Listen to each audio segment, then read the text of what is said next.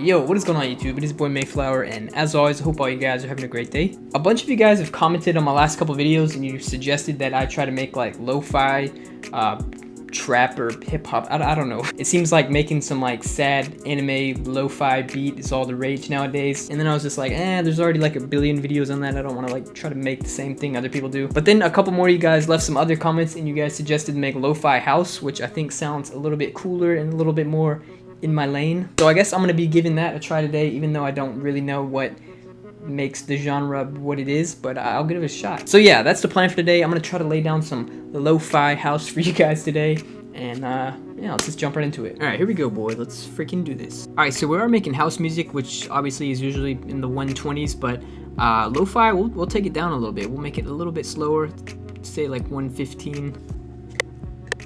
Actually, I'm gonna go a little bit slower. Let's go with like 110 just to get a little more groove in there. All right, cool. So now to get like the mysterious lo-fi vibes going, I'm gonna start with just a really simple piano, which is kind of what I always do, so that's not really a surprise. Whoa, dropped it up an octave. That'd be pretty cool if the A was lower. And for the next one, I guess we'll just switch those bass notes around. Okay. Alright, cool. So now we got some really serious sounding piano chords. I just went ahead and made this 9 bars long just because we're at a lower tempo anyways. Might as well drag it out a little bit. And now just to do something we don't normally do, I'm going to paste those chords onto some strings. And there we go. That sounds amazing. I like combining strings and real instruments into electronic music. I think it always makes a really cool combination. So if you ever want some strings you have to sound more real, you can come up here to this little drop down menu and you can click on channel volume and you'll get this little drop up menu, I guess you can call it. And now this controls volume, so I can see however long these notes are and I can kind of make it to where it sounds like a real person with a bowed instrument actually playing instead of just having volume all the way through. Like I can come down here and make some little waves like this. There we go, the person's playing up and down. Cool. So now that's gonna sound a whole lot more realistic. If you make a lot of orchestral music, you probably already knew about this, but for some of the electronic producers that don't know about it, there it is. You know what, we're just gonna make a whole orchestral intro. I got some violins here, might as well just fill it out. I'm gonna do the same thing on this.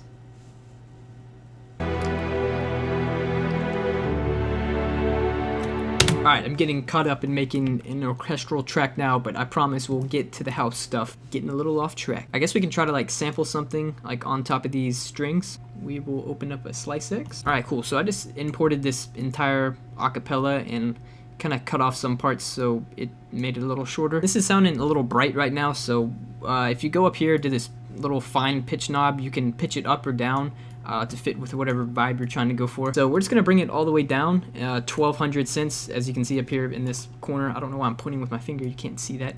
Up here, you can see the cents, and if you bring it down 1200, which is all the way, that's gonna be a whole octave down, and that sounds a whole lot more mysterious, I guess, and that's kind of what we're going for. Now we get to go through hundreds and hundreds of vocal chops to find a cool melody. I get a lot of comments of people saying like, I can't make cool vocal chops or mine never sound like yours. I don't really know what to say to that. I mean, it's just something you kind of do over and over and you find weird ways that work for you and it's different for everyone.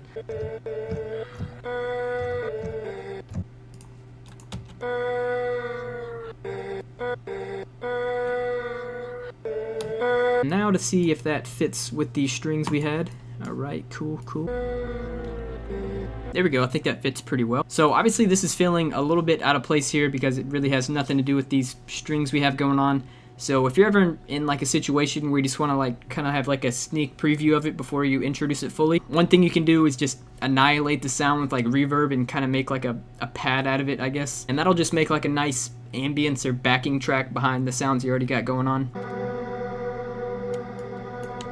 So yeah, that sounds way better for an intro. Alright, so now I'm going to get started on the next thing, which is going to be a pretty important aspect, which is going to be the drums, obviously, because it's a house song. I'm going to add in a pretty simple kick.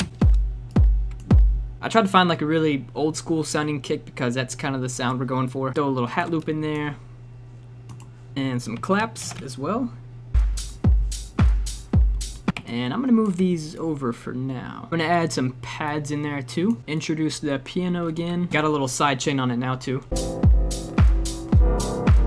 And we are cooking now, boys. This thing is coming together. So if we're gonna have the drop right here, I'm gonna need to introduce this vocal chop thing again somewhere around here. And when I was killing it with reverb around here, obviously it needs to be turned off here so we can actually hear what's going on. We can make an automation clip for that. Cool, so it just shuts off right there. So I went through and put sidechain on most of these sounds, but I went back and put another type of sidechain back on the actual vocal chop thing. So it comes in right here and it'll just like dip down and then come back up kind of for like a cool effect, kind of like in that one Casbo song, I think.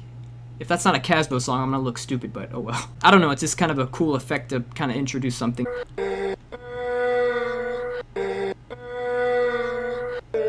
See how I like dips right there? Last but not least, I will throw a little bit of bass into this drop.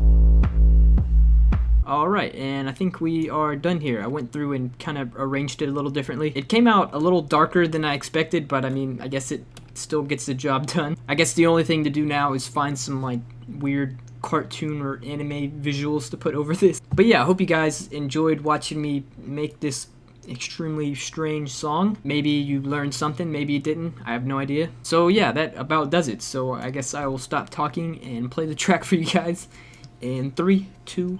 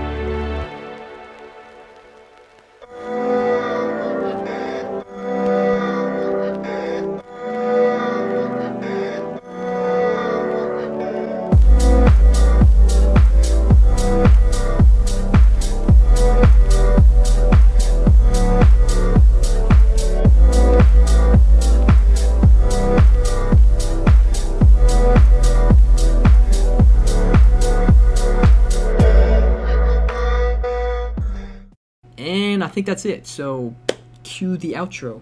Alright guys, thanks so much for watching if you made it to the end. Hope you guys enjoyed the video or enjoyed the song or one of the two. I also made a video a couple days ago of me just like kind of making a weird song without talking. So if you guys want to go check that out too, I'll leave the link in the description. It's kind of fun doing videos like that where I don't have to say anything. I can just turn the camera on and go, which is kind of cool. I might do more of those in the future. But other than that, I think I'm done. I think that does it for this video, boys. So I will catch you guys in the next one. Peace out, guys.